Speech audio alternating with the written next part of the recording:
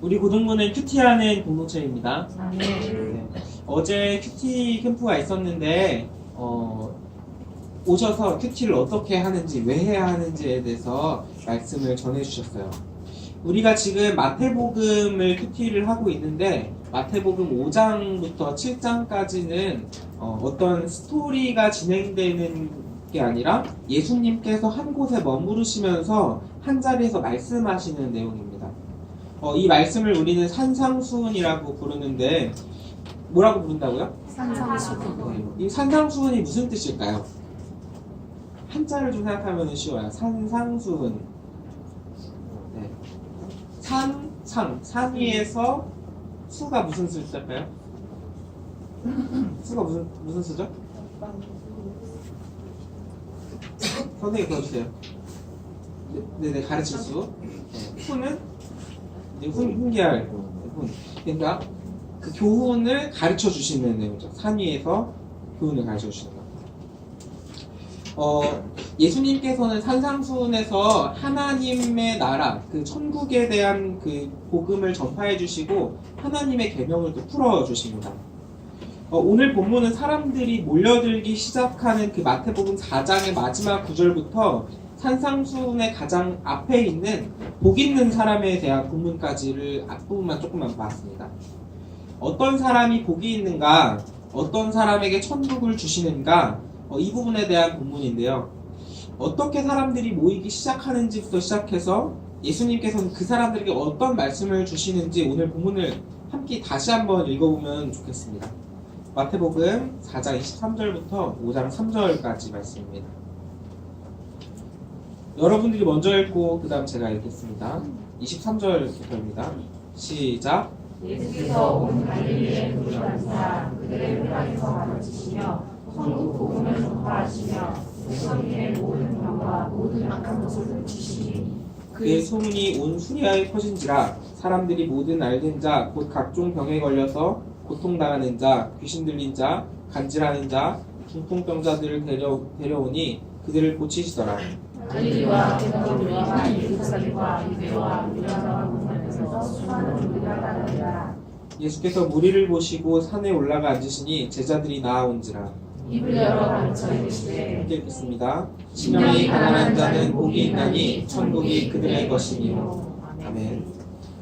예수님께서는 사역을 시작하시면서 놀라운 하나님의 말씀을 선포하시고 그동안 비밀의 경륜에 붙어있던 천국 복음을 전파하시면서 병을 고치시고 귀신을 내쫓으시고 이렇게 하니까 수많은 사람들이 모여듭니다. 마태복음 4장 25절입니다. 갈릴리와 데가볼리와 예루살렘과 유대와 요단강 건너편에서 수많은 무리가 따르니라. 이곳저곳에서 사람들이 많이 모이는데 이걸 지도를 보면서 한번 생각을 해보면 좋을 것 같습니다. 잘 보이세요 혹시? 네, 잘 안 보시면 제가 설명을 해드릴게요. 지금 예수님께서는 보통 갈릴리에서 많이 사역을 하시는데 갈릴리는 갈릴리 지방이라고 부릅니다. 경기도 같은 느낌. 경기도, 강원도 이게 도가 나눠져 있는 겁니다. 갈릴리 지방에서 많이 사역을 하시는데 사람들이 갈릴리에서만 모여들지 않습니다. 여기 보시면 갈릴리와 데가볼리와 예루살렘과 유대와 요단강 건너편. 데가볼리는 여기 강 건너편에 데가볼리가 있죠. 그리고 예루살렘은 꽤 남쪽에 있습니다. 예루살렘. 사마리아 땅이 있고 유대 땅이 밑에 쪽을 유대 땅이라고 합니다. 요단강은 이제 갈릴리 호수를 기반으로 사해까지 요 강을 요단강이라고 부르죠. 요단강 건너편에서도 사람들이 찾아왔다. 그렇죠? 예루살렘에서 온 사람들을 기준으로 해서 갈릴리의 그 예수님이 이제 그 산상수훈을 마치시고 들어가시는 곳이 가버나움이라는 곳이거든요. 여기 갈릴리 호수 바로 옆에 있는 가버나움이라는 곳입니다. 가버나움까지 예루살렘부터 가버나움까지가 한 100km가 조금 넘어요. 100km가 100km 정도면 우리나라로 치면은 서울에서부터 대전 조금 못 가서 세종시까지입니다. 여기에 걸어서 사람들이 찾아가려면 이때는 차도 없고 기차도 없고 했으니까 여기서 걸어서 가려면 일주일이 걸려요. 편도로만 일주일이 걸려요.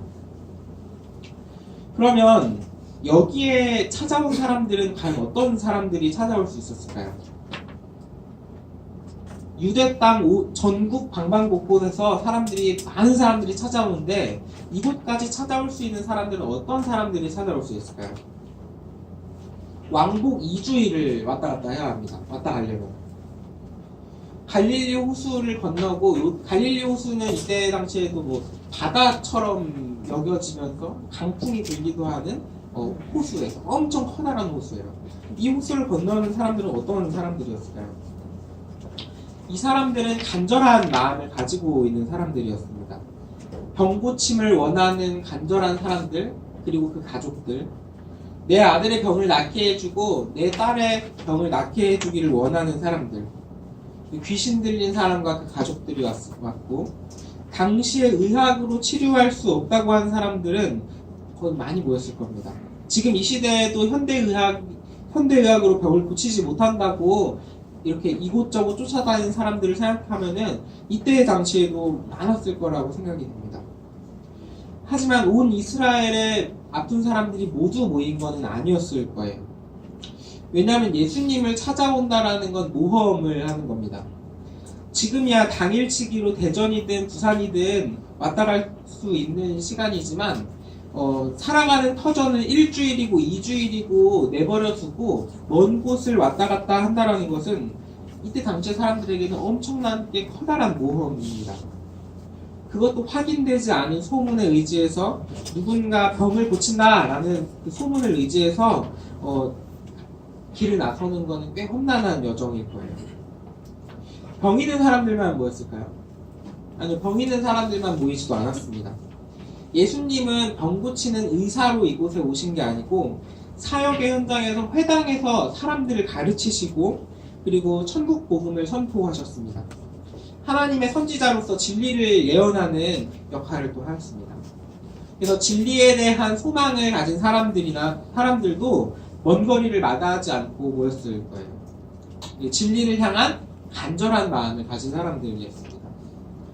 그리고 이 간절한 사람들은 사회적 약자였을 겁니다.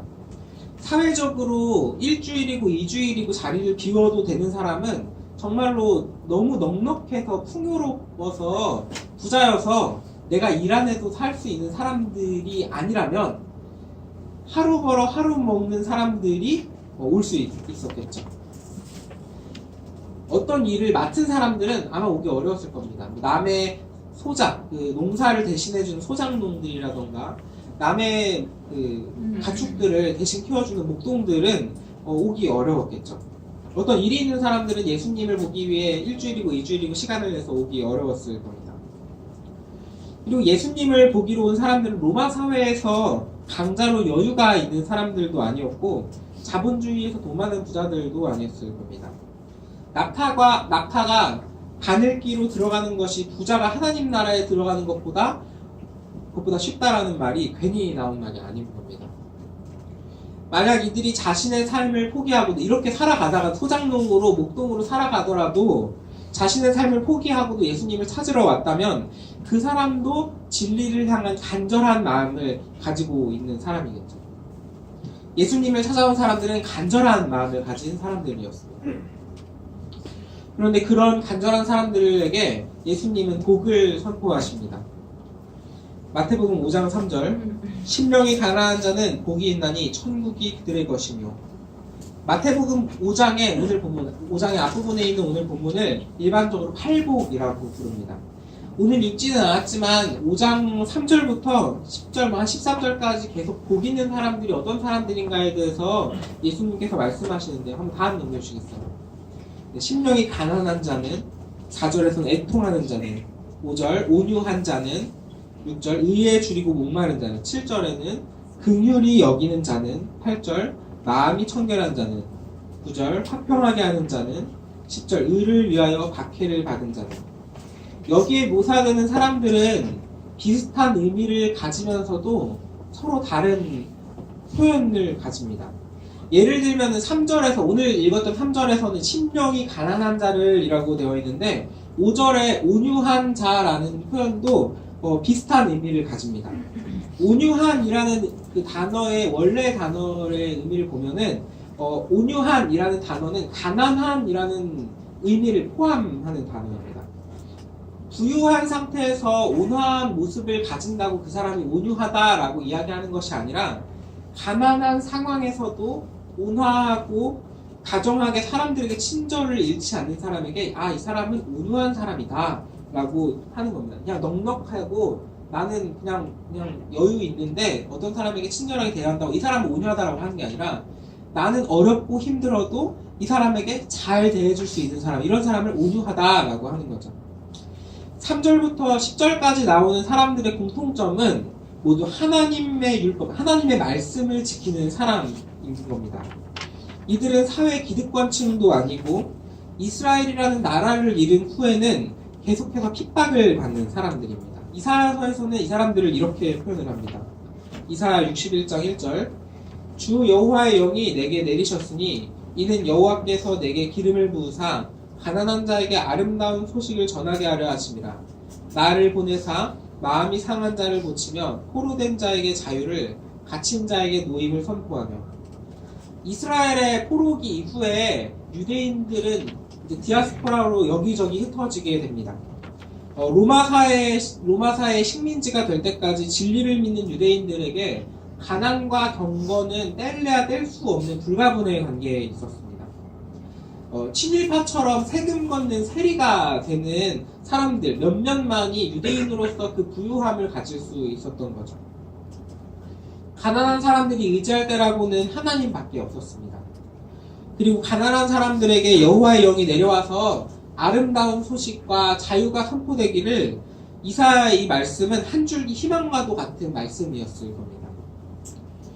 하나님의 복음을 전하기 위한 이 산상수훈의 첫 시작에서 복 있는 사람들에 대한 내용은 예수님이 단지 이런 사람들이 복이 있도다 라고 하는 것이 아니라 그냥 지식만을 전달하는 것이 아니라 이 자리에 모인 병든 사람들, 가난한 사람들, 의에 줄이고 목말라서 자신의 일을 놓고 1주일이고 2주일이고 예수님을 찾아 길을 떠난 그 모험을 떠난 사람들에게 이들에게 복이 있다라고 실질적으로 말씀을 해주시고 계신 겁니다. 천국이 그들의 것이라고 너희가 힘들어하지 말라고 위로의 말씀을 전해 주시는 거예요.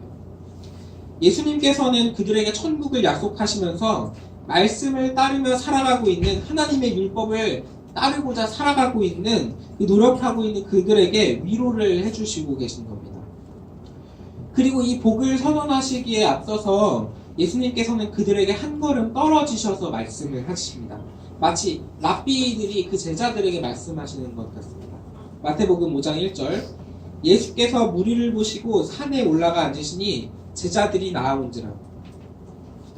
예수님께서 산상수훈에서 하시는 말씀에 제자들이 나아왔다 라고 이렇게 표현이 되어 있는데 이 말씀은 분명하게도 제자들에게만 하신 말씀이 아니라 무리들에게 하신 말씀입니다. 찾아온 무리들에게 하신 말씀입니다. 5장 1절에서 무리를 보시고 산에 올라가셨다라는 게 이제 무리들이 못 쫓아오게 높은 산에 도망치셨다. 이런 게 아니라 우리나라의 산을 생각하시면 안 됩니다. 이곳의 산은 굉장히 완만하고 언덕 같은 느낌입니다.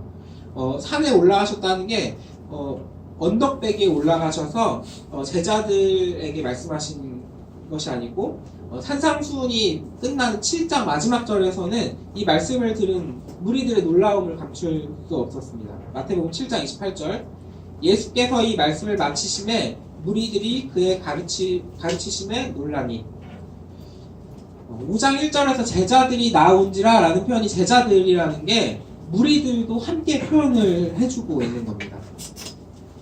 1차적으로는 마태복음 4장에서 부른 그 제자들을 부르는 거라고 생각을 할 수 있겠죠. 제자라는 표현, 하지만 제자라는 이 표현이 등장을 하는 것은 4장 이전까지는 제자라는 표현을 예수님께서는 그리고 성경에서는 표현되어 있지 않습니다. 처음 등장하는 구절 자체가 5장 1절에서 오늘 본문에서 처음 등장을 합니다. 예수님께서는 한 걸음 먼저 물러나셔서 사람들을 불러옵니다. 그리고 나아온 사람들에게 제자라고 호칭을 해주십니다. 무리들을 제자로 부르시면서 그냥 단지 사람들의 무리에서 천국 복음을 소망하는 제자로서 불러주시고 계신 겁니다. 예수님께서는 또 이 사람들에게 복이 있다라고 표현을 하는데 이게 복이 그럼 무엇인가에 대해서도 이야기를 해야 할 텐데요. 하지만 오늘 설교에서는 이 복에 대해서는 많이 이야기를 나누기는 어려울 것 같습니다. 하지만 오늘 반별 본과 공부 시간에 이 세상에서 말하는 복과 예수님께서 말하는 복이 무엇이 다른가에 대해서 한번 고민을 해보고 나누어 보시면 좋겠습니다. 복이 무엇인가에 대해서 한번 자세하게 이야기를 나눠보면 좋겠습니다. 오늘 본문을 다시 한번 읽어보려고 하는데요. 우리 함께 소리를 내서 읽어보면 좋겠습니다. 마태복음 4장 23절부터 5장 3절까지입니다.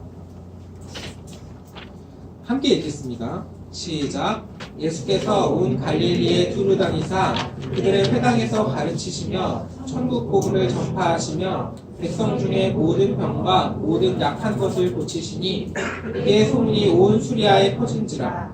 사람들이 모든 앓는 자 곧 각종 병에 걸려서 고통당하는 자 귀신 들린 자 간질하는 자 중풍병자들을 데려오니 그들을 고치시더라. 갈릴리와 데가볼리와 예루살렘과 유대와 요단강 건너편에서 수많은 무리가 따르니라.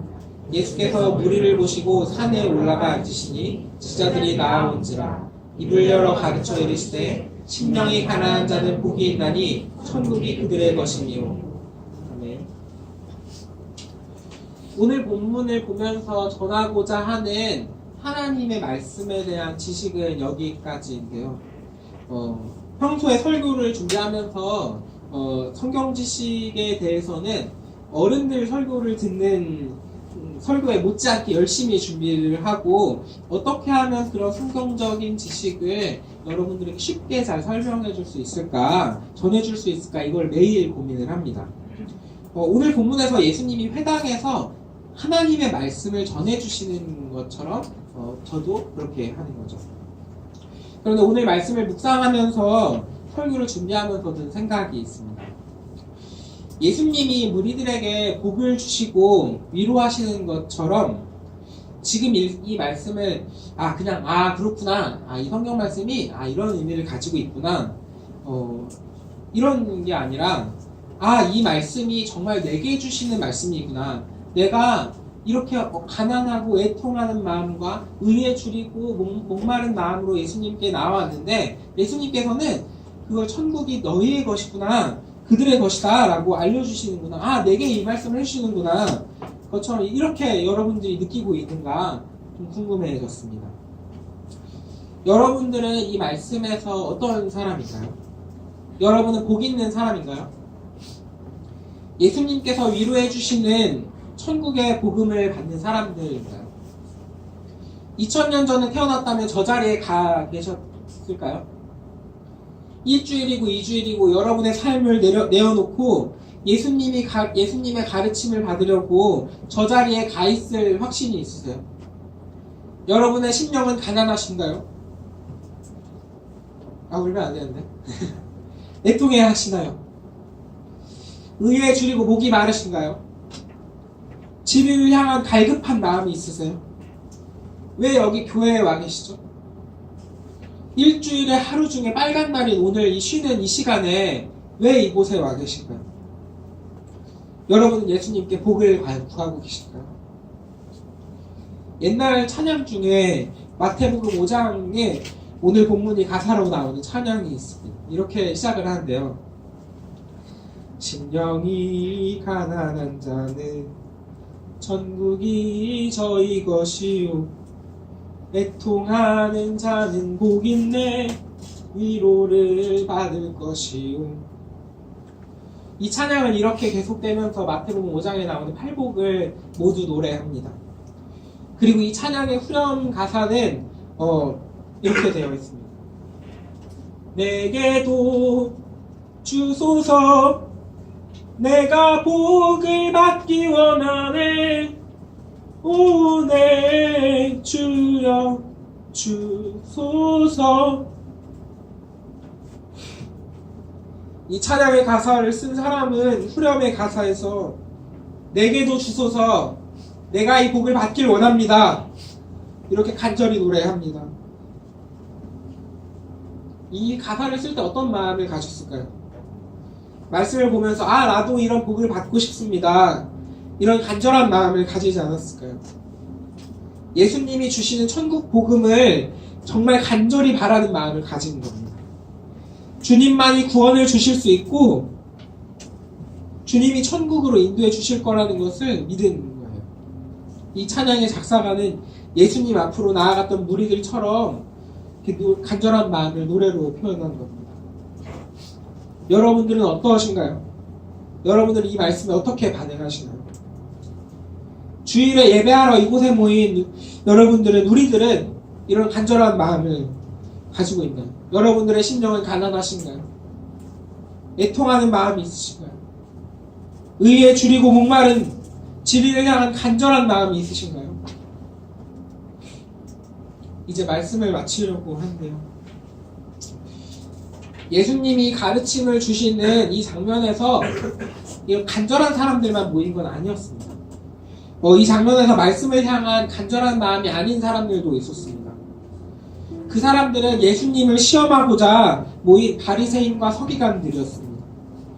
예루살렘으로부터 대제사장의 명을 듣고 이 이단성 시비를 하기 위해서 모인 사람들이었습니다. 이들은 병고침을 바라지도 않았고 재물의 부족함으로 허덕이면서 여유가 있는 상황에서 온 거죠. 말씀을 갈급한 사람들도 아니었습니다. 이들은 간절한 사람들이 아니었습니다. 바리새인과 서기관들은 간절한 마음보다는 예수님을 시험하고자 이곳저곳 멀리서 모인 여러 사람들과는 다른 그 무리들과는 구별된 목적을 가지고 왔습니다. 그리고 이 사람들의 태도는 예수님의 말 하나하나를 비꼬고 트집을 잡고자 합니다. 당신은 메시아가 아니라고, 당신은 하나님의 아들이 아니라고 믿지 않는 태도를 가집니다. 이건 마치 설교를 들으면서 하나님의 말씀을 들으면서 말씀을 품평하는, 이 말씀이 은혜가 되나? 이 말씀이 은혜가 안 되는 것 같은데? 이 설교 맞나? 이런 간절한 마음이 아니라, 마음보다는 나는 다 알고 있는데 내가 아는 지식에 맞춰서 지금 앞에 있는 설교자 하는 말씀이 맞는가? 틀린 말인가? 구별해내는 이런 교만한 태도가 예수님을 찾아온 바리새인과 서기관들의 태도였습니다. 여러분은 어떠신가요? 여러분 하나님께 복을 구하시나요? 천국 복음을 소망하시나요? 아멘 해주세요. 제가 너무 마음이 어려워지네요. 천국 복음을 소망하시나요? 네. 예수님께서는 당신을 여기로 부르셨습니다. 예수님께서는 산 위에 서시고 당신을 제자로 부르십니다. 무리로 모였지만 예수님께서는 여러분이 제자가 되기를 원하십니다. 그리고 간절한 마음으로 모인, 말씀을 향한 간절한 사모함으로 모인 여러분들에게 복을 선언하십니다. 심령이 가난한 자는 복이 있나니 천국이 그들의 것이며, 애통하는 자는 복이 있나니 그들이 위로를 받을 것이며, 온유한 자는 복이 있나니 그들이 배부를 것이며, 의에 줄이고 목마른 자는 복이 있나니 그들이 배부를 것이며. 진리를 향한 갈급함으로 어디든지 달려가는 마음을 가지시기를 소망합니다. 하나님의 말씀을 순종하는 마음으로 세상의 두려움을 이기시기를 소망합니다. 오늘 학원 안 가고 교회에 가면 남들보다 늦어질 거야. 헌금하면 11조 하면 남들보다 가난해질 거야. 세상이 말하는 복에 대한 가치로 인해 그런 두려움을 갖지 않기를 소망합니다.